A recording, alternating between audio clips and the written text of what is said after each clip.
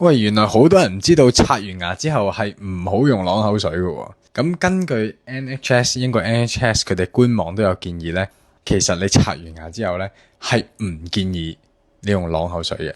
刷完牙之後咧，你即刻朗口或者即刻用朗口水咧，係會令到氟化物咧係流失嘅。喂，朗口水究竟係幾時用咧？最好嘅時間其實調翻轉係中午食飯，即係你2次刷牙中間嗰個時間。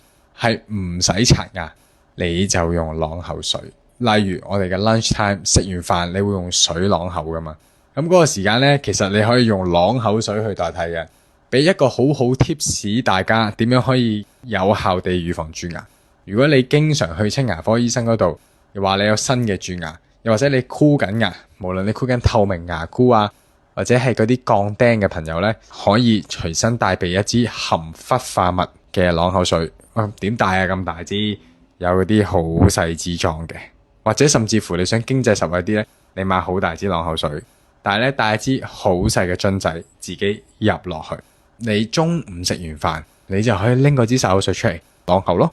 記住，朗口水含住超過30秒至1分鐘先好吐。呢個中午係2次刷牙中間嗰啲氟化物呢，就可以為你個口腔呢提供一個令到佢防止蛀牙嘅 effect。咁可以 last 長啲 ，OK？